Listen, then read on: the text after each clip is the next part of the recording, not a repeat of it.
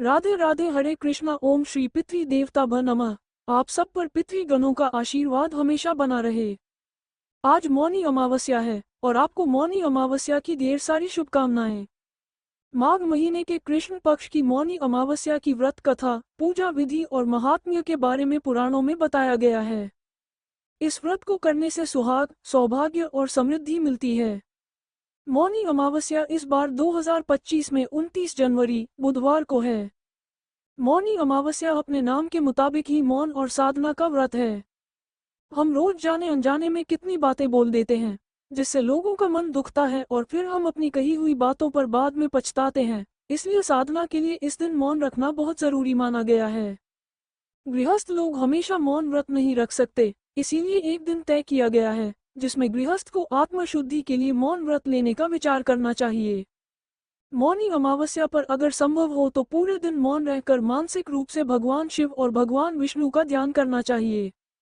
या फिर स्नान करने से पहले मौन रखें, स्नान के बाद ही कुछ बोलें और पूरे दिन ऐसी बातें ना करें जिससे किसी का मन दुखे, का मन आहत हो जाए। मौनी अमावस्या माघ कृष्ण चतुर्दशी की ठीक अगले दिन आती है। माघ कृष्ण चतुर्दशी को भगवान शिव का विवाह माता पार्वती जी से तय हुआ था और अगले दिन मुनियों और देवी देवताओं ने भगवान शिव की साधना के लिए उनकी पूजा की थी। भगवान विष्णु ने देवी पार्वती जी के भाई बनकर उनके शादी के कार्यक्रम में शामिल होना स्वीकार किया था। और मौनी अमावस्या की एक और कहानी ये है कि सागर मंथन के समय जब असुर अमृत का कलश लेकर भाग रहे थे, तब इसी दिन अमृत की बूंदें छलककर प्रयाग समेत कई जगहों पर गिरी थी। इसलिए इसे मौनी अमावस्या कहा जाता है। अमावस्या पर प्रयाग और बाकी तीर्थों में स्नान करके दान पुण्य करने से बहुत फायदा होता है। इस दिन व्रत करने और कथा सुनने से भी काफी लाभ मिलता है। इसके अलावा अमावस्या का दिन पितरों को समर्पित माना जाता है। अगर इस दिन अमावस्या की कथा के साथ भगवत गीता के 7वें अध्याय को पढ़ा या सुना जाए और उसका पुण्य अपने पितरों को अर्पित किया जाए तो पितृजन संतुष्ट हो जाते हैं और परिवार वालों को ढेर सारी खुशियां मिलती हैं। इससे परिवार में सुख शांति बनी रहती है और पितृ दोष भी दूर हो जाता है। तो आज आपको सुनाते हैं मौनी अमावस्या के दिन सुनाई जाने वाली कुछ कहानियां और साथ में भगवत गीता के 7वें अध्याय का हिंदी में अनुवाद भी। कहानी के अनुसार प्राचीन समय में एक ब्राह्मण परिवार कांचीपुरम में रहता था। दोनों धर्मात्मा थे और अच्छे से अपनी गृहस्थी चला रहे थे। ब्राह्मण का नाम देवस्वामी था और उनकी पत्नी का नाम धनवती था। उनके 7 बेटे और एक बेटी थी जिसका नाम गुणवती था। जब गुणवती विवाह के लायक हो गई तब धनवती ने देवस्वामी से कहा कि अब हमें बेटी के लिए अच्छा वर देखना चाहिए। फिर ब्राह्मण ने अपने छोटे बेटे को बहन गुणवती की कुंडली दी और बोला, ज्योतिषी से उनकी कुंडली दिखवा लो ताकि गुणवती के शादी की बात आगे बढ़ सके। ज्योतिषी ने कन्या की कुंडली देखी और बताया कि शादी के बाद ये कन्या विधवा हो जाएगी। जब ब्राह्मण परिवार को ये बात पता चली तो वे बहुत दुखी हो गए और उपाय पूछा। फिर ज्योतिषी महाराज ने बताया कि हे ब्राह्मण, सिंगल द्वीप में एक पतिव्रता महिला है जिसका नाम सोना धोबिन है। अगर कन्या की शादी से पहले सोना आपके घर आकर पूजा करे और अपना आशीर्वाद दे तो ये दोष दूर हो जाएगा। ब्राह्मण ने अपनी बेटी गुणवती को अपने सबसे छोटे पुत्र को लेकर सिंगल द्वीप भेज दिया।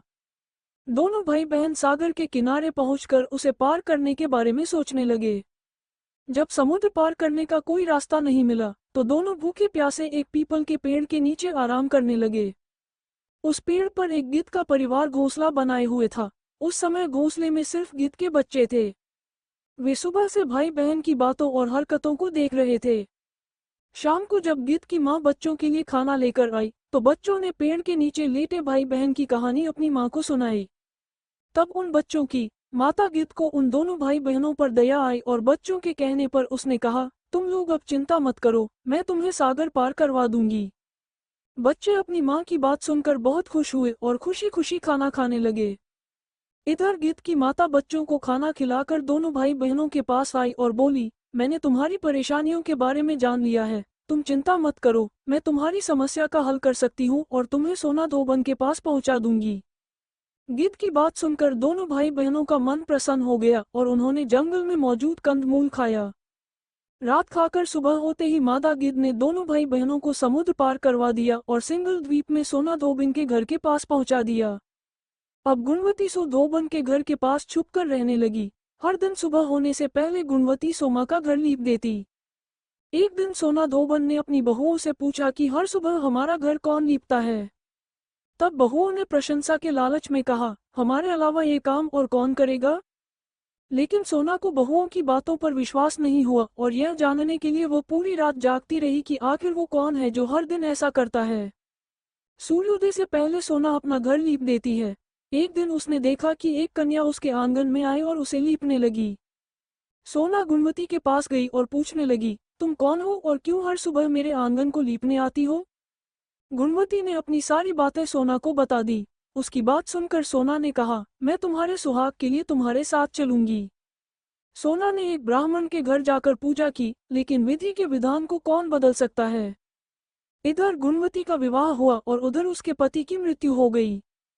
तब सोना ने अपने सभी पुण्य गुणवती को दान कर दिए। पुण्य की वजह से गुणवती का पति तो बच गया, लेकिन पुण्य की कमी के चलते सोना के घर में उसके पति और बेटे की मौत हो गई। लेकिन सोना ने अपना घर छोड़ने से पहले बहुओं से कह दिया था कि अगर मेरे लौटने से पहले मेरे बेटे और पति को कुछ होता है तो उनके शव को संभाल कर रखना।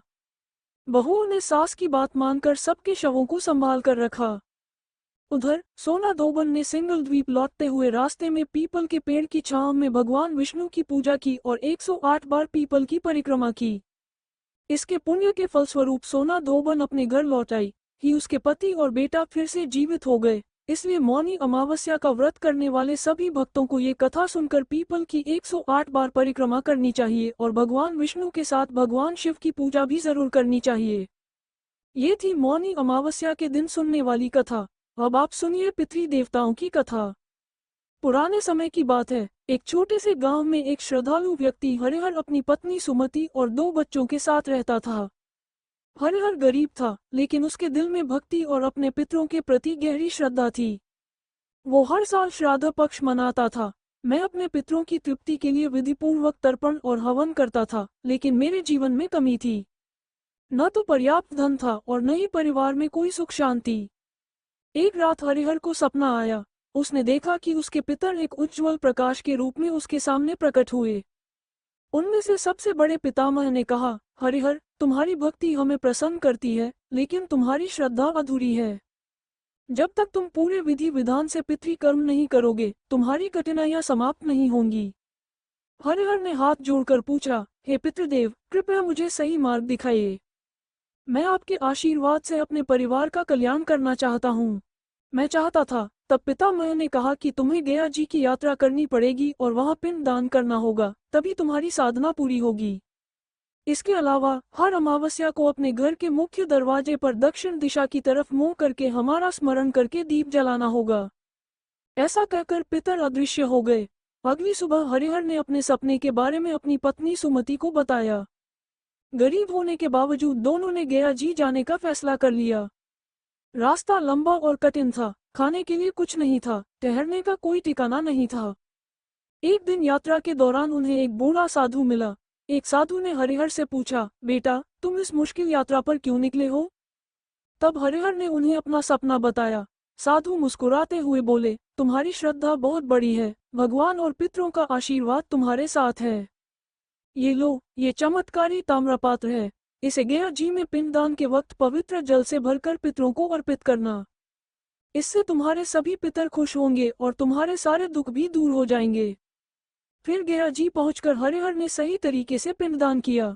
जैसे ही उसने ताम्रपात्र से जल अर्पित किया, एक दिव्य रोशनी प्रकट हुई और पितृ देवता फिर से प्रकट हुए और उन्होंने कहा, हरिहर, तेरी श्रद्धा ने हमें संतुष्ट कर दिया है। अब तेरे जीवन से दरिद्रता, बीमारी और अशांति दूर हो जाएगी। तेरा परिवार समृद्ध होगा और तेरे वंशज हमेशा खुश रहेंगे। पितरों ने तुझे आशीर्वाद दिया और फिर गायब हो गए। जब हरिहर गांव लौटा तो उसके जीवन में बदलाव आ चुका था। अब उसे खेती में नुकसान नहीं होता था, बल्कि उसके खेतों में फसलें लहलहा रही थी। व्यापार में भी मुनाफा होने लगा था और उसके परिवार में खुशी और शांति छा गई थी। गांव वालों ने ये चमत्कार देखा तो वो हैरान रह गए। तब हरिहर ने सबको बताया कि ये सब पितरों की कृपा है। महिमा और श्राद्ध कर्म का महत्व इस कहानी से समझ में आता है कि पितरों की सेवा और तर्पण से जिंदगी के सारे संकट खत्म हो सकते हैं। पितृपक्ष का हर काम सिर्फ एक परंपरा नहीं है, बल्कि ये हमारे पूर्वजों के प्रति आभार जताने का एक पवित्र तरीका है।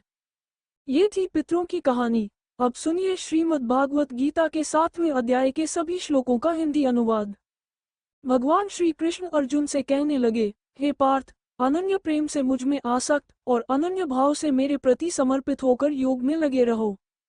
ऐश्वर्य और अन्य गुणों से भरे हर किसी की आत्मा को बिना किसी शक के जान सकता हूँ।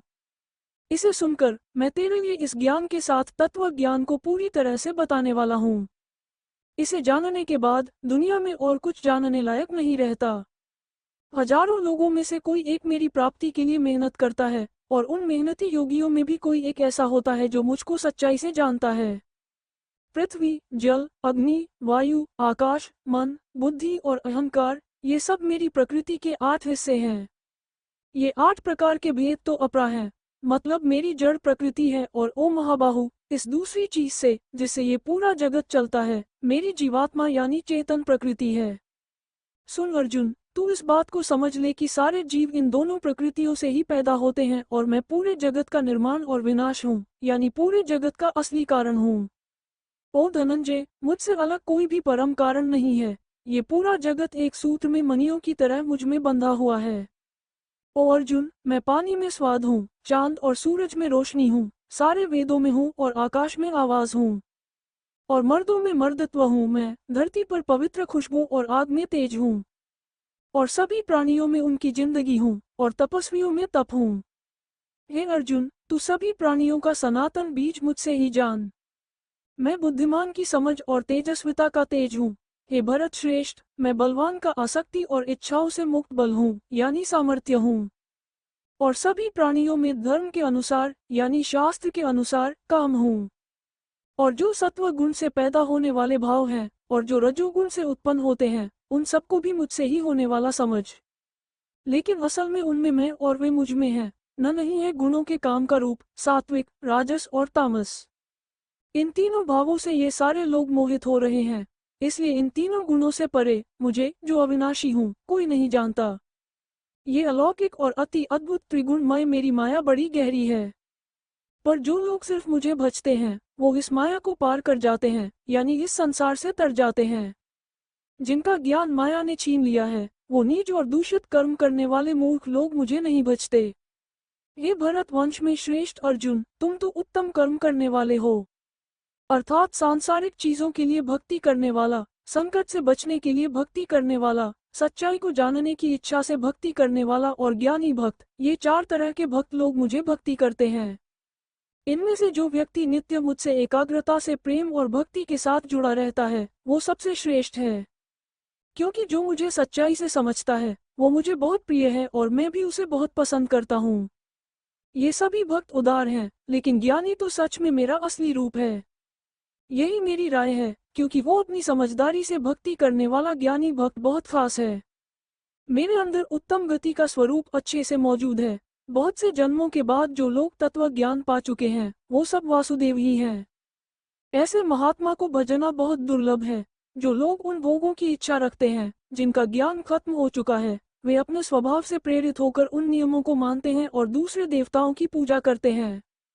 जो भक्त जिस देवता की श्रद्धा से पूजा करना चाहता है, मैं उसकी श्रद्धा को उसी देवता की ओर स्थिर कर देता हूँ। फिर वो व्यक्ति उस श्रद्धा के साथ उस देवता की पूजा करता है। जो लोग देवताओं की पूजा करते हैं, वो मेरे द्वारा किए गए उन इच्छित भोगों को जरूर पाते हैं। लेकिन जो लोग कम समझ वाले होते हैं, उनके लिए वो फल टिकाऊ नहीं होता, और वो देवताओं की पूजा करने वाले देवताओं तक पहुँचते हैं।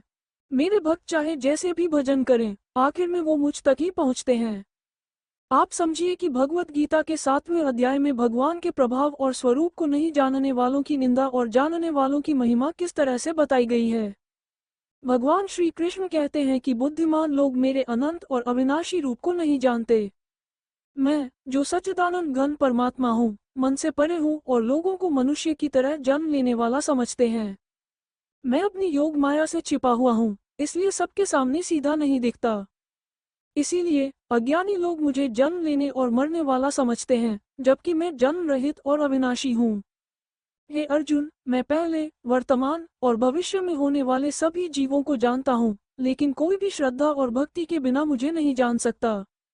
ये भरत वंश के अर्जुन, इस संसार में इच्छाओं और द्वेष से उत्पन्न सुख दुख आदि द्वंद्वों से सभी प्राणी अत्यंत मोह में हैं। जो लोग बिना किसी कामना के अच्छे कर्म करते हैं और जिनका पाप मिट गया है, वे राग और द्वेष के मोह से मुक्त होते हैं। ये लोग पूरी श्रद्धा से मेरी पूजा करते हैं। जो मेरे पास आकर जन्म और मृत्यु से छुटकारा पाने की कोशिश करते हैं, वे उस ब्रह्म को समझते हैं जो पूरी आध्यात्मिकता और सारे कर्म का ज्ञान रखता है। जो लोग भूत, देवता और आत्मा को समझते हैं, वे मुझे अंत में भी जानते हैं। ये साधक मुझे समझते हैं और मुझ में पूरी तरह समाहित हो जाते हैं। आज के श्रीमद् भागवत गीता के 7वें अध्याय का हिंदी अनुवाद खत्म हो गया है। इस अध्याय को पूरा सुनने के लिए आप सभी का बहुत बहुत धन्यवाद। कृपया वीडियो को लाइक करें और कमेंट बॉक्स में हरे कृष्णा जरूर लिखें।